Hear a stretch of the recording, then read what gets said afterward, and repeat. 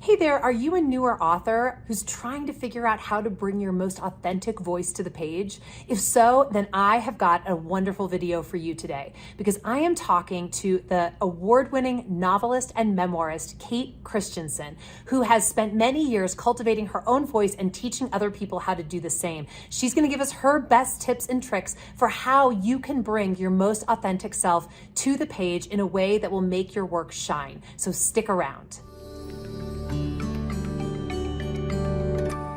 My name's Kelly Notaris. I'm the founder of KN Literary Arts. We are your one-stop shop, getting you from wherever you are to having a book in your hand. So please visit us at knliterary.com to find out more about how we might be able to help you. I also bring 25 years of US publishing industry experience to this channel for free. So please don't forget to hit the subscribe button and click that little bell icon so you never miss a video.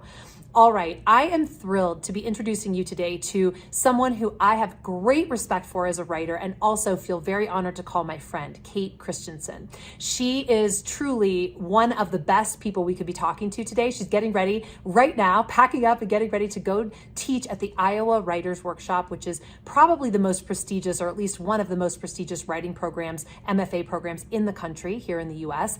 And she is going to be teaching about this kind of thing for the next few months. And she has done it so many times before. You know, she really does understand the art of putting your voice on the page and also refining that voice so it's going to find its audience. So I cannot wait to introduce you to her just a second, but right now I want to just tell you a little bit about her. Kate Christensen is a novelist and memoirist with 9 books in print and a 10th on the way.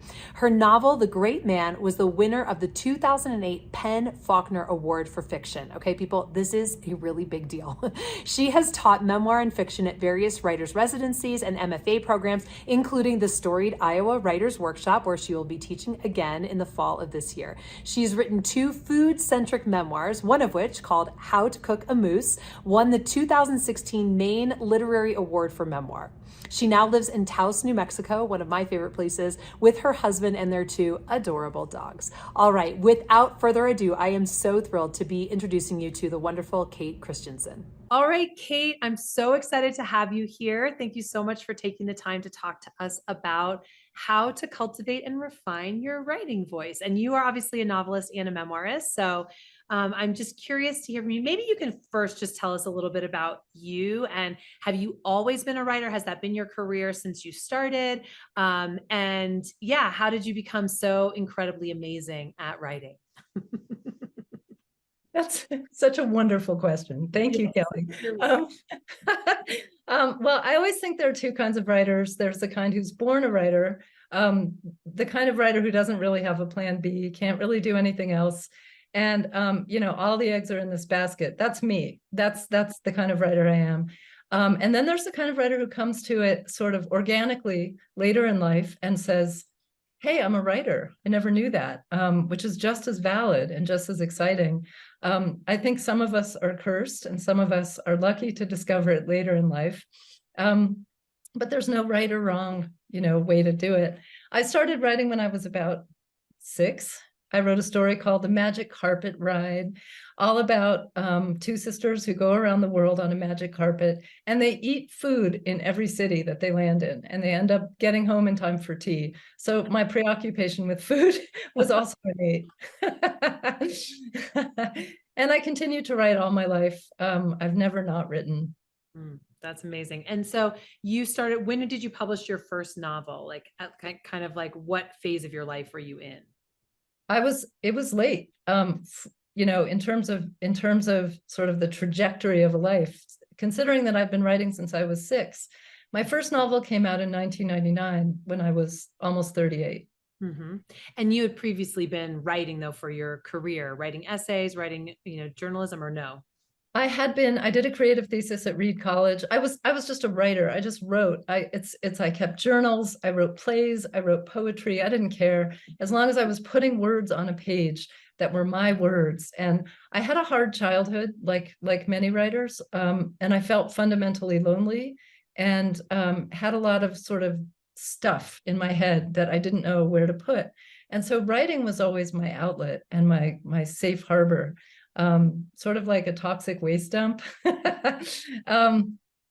No, really, but Yeah, um, I get it. I Yeah. I went to Reed College and petitioned to do a creative thesis, although it's a very academic school.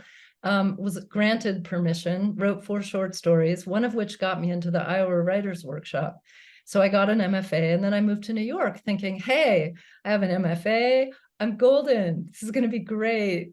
And I didn't publish a book for 10 years. And I worked on my first novel while I worked as a secretary, a temp, various other jobs, none of which I loved. And finally, at the ripe old age of almost 38, I published a book. And that sort of, then I didn't look back. I thought, okay, I'm going to keep whatever it takes, I'm going to keep going. Beautiful. I love that because there is a perseverance that's required and you're just sort of mapping that out that, a lot of times I have remember hearing that like if you can do anything but writing, you should do something else. But a lot of the authors that I work with, they're actually doing something else Yeah. and they want to add the writing of the book into it. And so we'll maybe use that to segue into they oftentimes don't know how to become the writer that they want to be on the page in terms of how they choose the words that they are putting down there. You're saying any words are fine for you as long as they're your own. And that's great. And I think that there is something that's very important about that. I'm a huge journaler and highly recommend journaling to a lot of people. And there's a point where you have to cross that line and really find your voice. And I'm curious if you can kind of tell us, as both an MFA yourself, a writer of books, memoir and fiction, and also, somebody who teaches writing actively. What kinds of things do you talk to your students about when it comes to their voice specifically? One of the things that I talk about is my own experience, because I think that's always helpful to hear a professional writer say, I didn't always have my voice. I didn't always write in an authentic way that felt organic to me. I feel like during my MFA and after, in the first years in New York, I was doing a kind of performative, imitative, anxious, the anxiety of influence, trying to sound literary, like you just said, trying to make my fiction sound literary and good, and trying to be Faulkner or Raymond Carver, or I recently read an amazing essay by George Saunders about this very thing, discovering his voice. And he said, I was climbing Hemingway Mountain for years. I was on Hemingway Mountain. This is me on Faulkner Mountain. And I just was desperately trying to get to the top of Hemingway Mountain. And I looked down and there was Shit Hill, Saunders Shit Hill. I don't know if I'm allowed to say that word. You are great. And that was where I belonged. And I would say that I found Christensen Shithill. And the process of doing that was to sort of harness the feelings that made me want to write, or just me alone sitting, I don't know, by hand. You can dictate it into your phone, which I do sometimes. You can type it. You can, no matter how you're getting the words out, there's a sense of glee and subversiveness that you can connect into. And you can often find it when you say something true that you think you're not supposed to say. And so an exercise I like to give students who are having a hard time connecting to an authentic sense of this is what I'm writing is write down all the things you don't want to say, write down all the things you don't want to write about, write down all the things you don't dare write about and are terrified to write about. And then you've written them down, and look at them and feel how much power they have, and feel how connected you are to them and how real it feels. You hate your mother? Write that down. You don't dare say it out loud, but you can put it on the page. You have that power. And this is the power that's the engine of authentic work, I think, is a sense of daring and a sense of subversiveness and sort of doing what you're not allowed to do. And this is the magic of writing. And this is true of memoir as well, and fiction, I would say both. And I've talked to a lot of memoir students who are afraid to write the truth. And there is a sense in which memoir is the hardest autobiographically. There are things you can say in fiction. You can have a character who hates her mother. You can have a character who wants to leave her husband. You can have a character who's having an affair. You can have a character who regrets having kids. All the terrible things you're not supposed to feel, let alone say out loud, let alone write. In fiction, once you connect to that, you can understand this part of yourself in a sense that allows your imagination to transform it into story. And storytelling is pretty safe because it's fiction, because you made it up. But to find that authentic voice, I feel like you need to own your fears. You need to own all the truths that are just too big and too dark and too dangerous and too burning to put on the page, because that's what people want to read. And that's what readers connect to, because we all have them and we are so alone in them. And you're probably alone in yours as a writer. And by giving it voice, by honoring it almost on the page, you are connecting to a reader. I promise. If you say anything that feels like you shouldn't be saying it, you're going in the right direction. As a memoirist, it's much trickier. Because one of the rules of memoir that I always try to adhere to is that you can't grind your axes. You can't have arguments with people in your life on the page, no matter how much they hurt you, because the reader will smell it and you'll lose the reader. That's the only reason. There's nothing really wrong with it. I believe that you're right. I believe that person really hurt you. And I have no problem with, the act of writing it. But it's almost a useful exercise. And I want to recommend my friend Allegra Houston's book, Write What You Don't Know, for memoirists and fiction writers. It's one of the best guides to writing I've ever read. And this will help you get at these truths if you need exercises. They're really powerful and really beautifully sort of arranged so that you start out here and you end up in the molten core of your psyche, where you need to be as a writer. And you need access to that, and you need to not block that. But as a memoirist, I would say, write it all out, and then be brutally sort of, what? Discerning. Discerning, thank you. Be brutally discerning about where you are fighting a battle or sounding defensive or trying to right a wrong. And again, own your stuff and say, well, part of writing is seeing all sides. And in fiction, it's much easier to allow characters their own dimensionality, even ones who are terrible. It almost comes naturally in storytelling. And I think in memoir, it's harder because it's your life. And this is your one wild and precious life that you are committing to paper. And it feels really good to write about how horrible your ex-husband was. It feels so good. And you should do it. You should feel free to do it. Just write it, get it out. That's a good exercise. But then once it's out, think about sort of everything surrounding it. Think about your own part in it. This is not therapy, by the way. I would say it's the opposite of therapy. And I would say that to write these things, you need to have done the really grueling, hard, necessary work of finding clarity about them in your own psyche. I just wrote a book about a woman who's coming to terms with her very problematic mother. It's a novel. I myself have a problematic mother. And as long as I was writing without having done a lot of interior work to understand why I needed to write about it and how to connect it to a universal sense of women, especially with problematic mothers, I couldn't do it. It wasn't working. It sounded aggrieved and defensive. And like I just wanted my side told. I had to imagine my mother, and then I had to let her go. And then I had to imagine the fictional mother. So a lot of this is a really long process. And I'm talking about novels and memoirs both.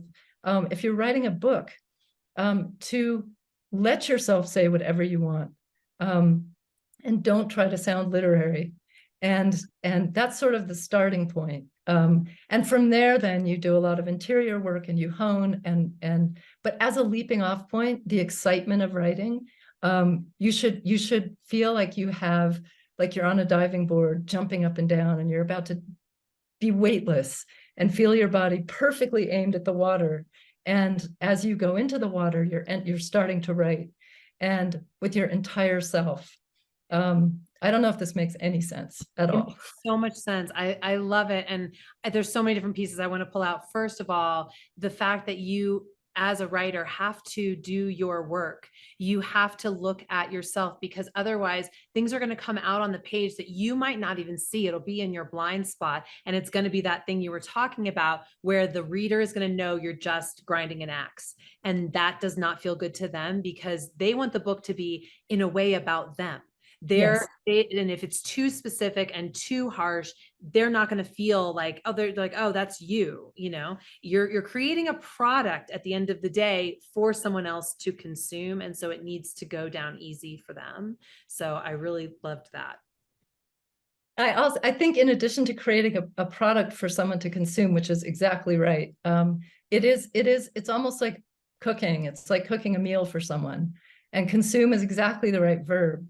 And in cooking this meal, you don't want anything to taste toxic.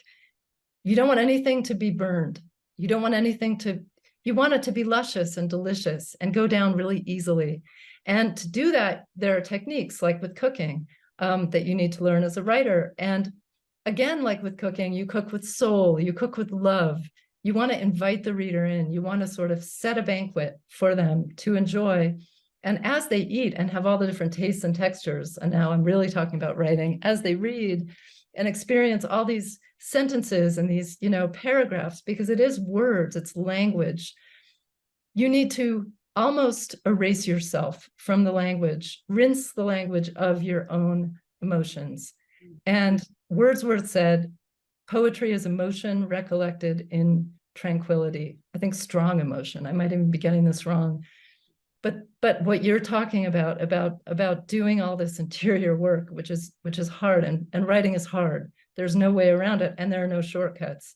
But coming to the page, coming to the work with this sense of having said your truths out loud, owned them, inhabited them, even written them down, explored them, take them as far as you can, and give yourself that freedom to range around, to rummage in your psyche and find the dark places and the painful places, and just say what needs saying. That's really important, to have that freedom, because then you can pull back, and then you can take what you've written and hone it.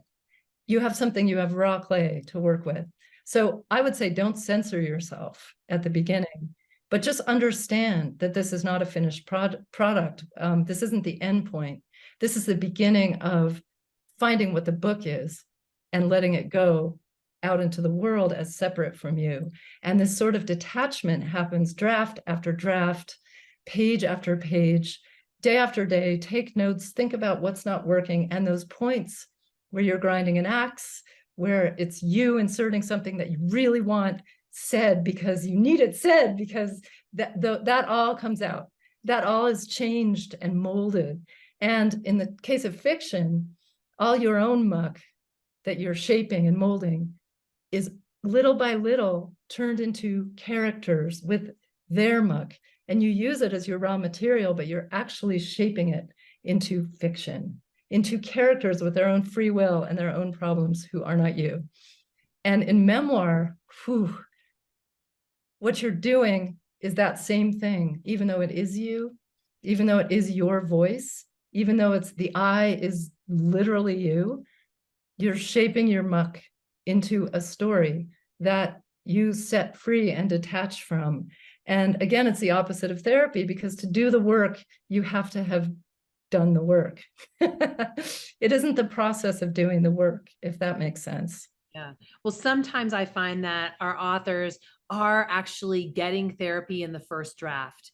And then we always say, like, write it however you need to get it out of your body, honestly, but decide what to publish. Be, as you said, brutally discerning about which parts to keep in there, with the stance being that of the reader.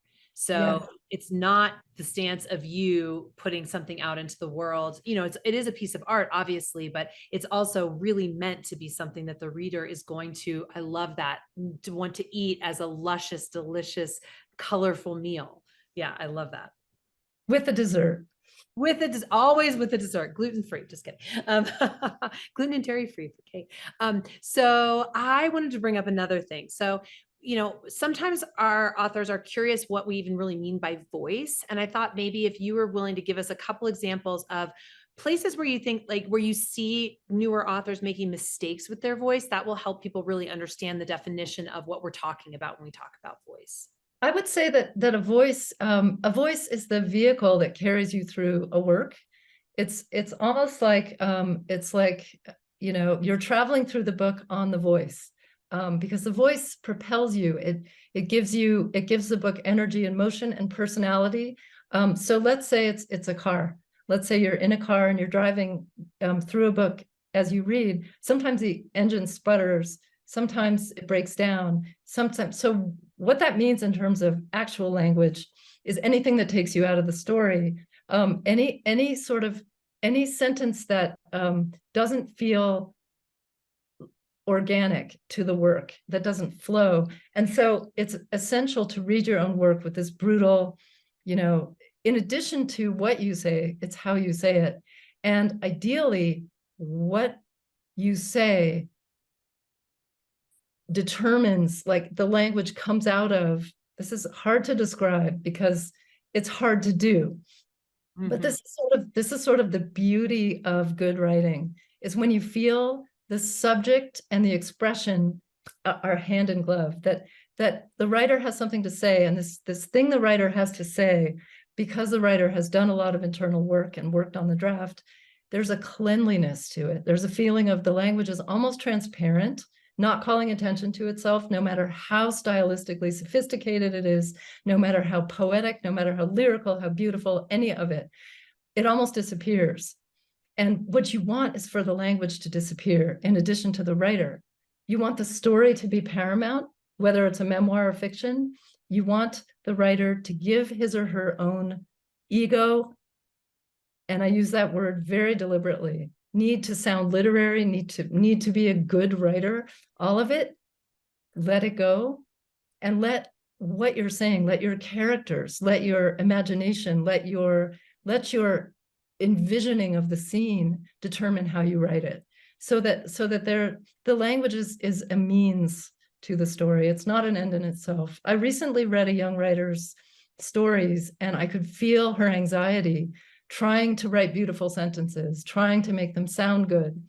And there was no story. It wasn't generous. I feel like it's an act of generosity to let your language be in the service of something. When you think of being in the service of something, it's like yoga. It's like life yoga. Let your language do life yoga for your story. And let it buoy it along, whether it's a hot air balloon or a train, or imagine any vehicle you want. Magic carpet is probably what it is. There you go. Oh, full circle.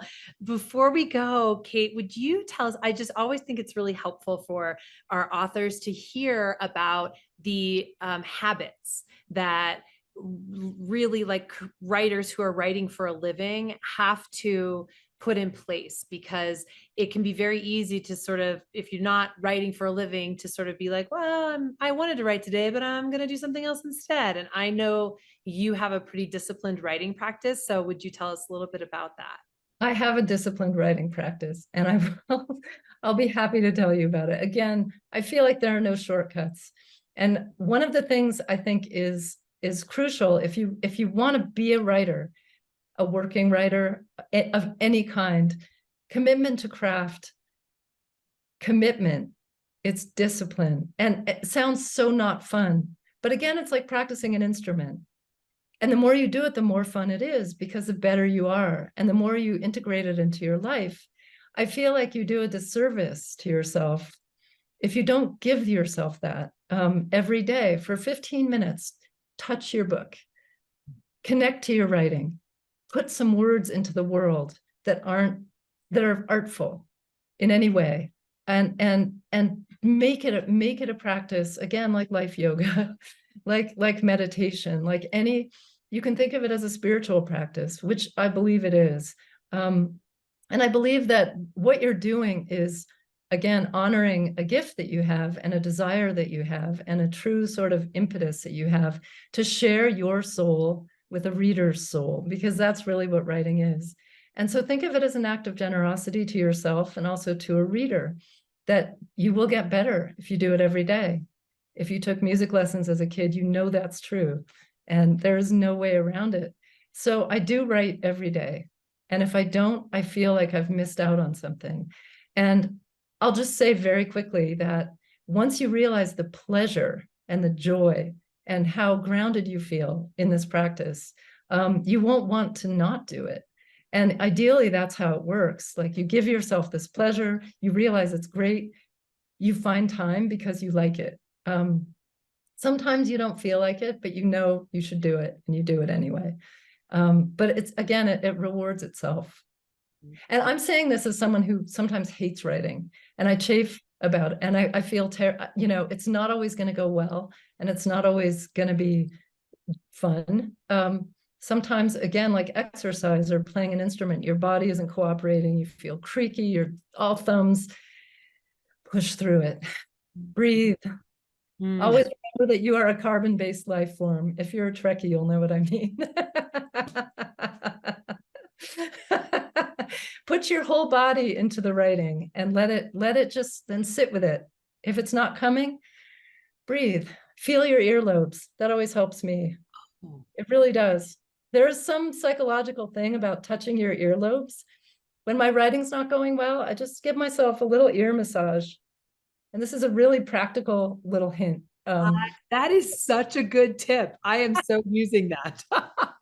I am so using that. Wow, that's amazing. I mean, I really feel like this is so inspiring, because you are holding, the writing. I think so often people approach writing as an achievement oriented practice. And so they sit down, and if they don't feel like they've achieved something that day, meaning like something that so-and-so that they want to impress is going to love these words and it's going to be perfect, and it's going to be this, like, if they don't get a polished gem that day, that somehow it's not worth it to keep going. But the fact is that not every day is going to be a polished gem. And I'm so glad you brought this up. And this is one more thing I want to say, that it's incremental. It's writing is incremental. It's like, it's so slow. It's like the slow drip that eventually carves the valley, It doesn't happen in a day. Some days you're going to write brilliant things, and that's a great day. You will have to go back and edit them. They will require tweaking. It's never going to be perfect. Sometimes you have to let something go before you think it's perfect, and that's okay. But some days you just let yourself write badly. Again, breathing, ears, let yourself be bad. In every way, let yourself say terrible things, write terribly. A really good exercise when it's not working is to be bad. Write something bad. Write something hard, scary, clunky writing. Do it. yes. I swear you'll feel better. I swear it. And it will lead somewhere good. It never doesn't. Kate, thank you so much for this wonderful masterclass in writing voice for us today. I know it's going to help so many people. Thank you for having me. It's been a pleasure talking about this.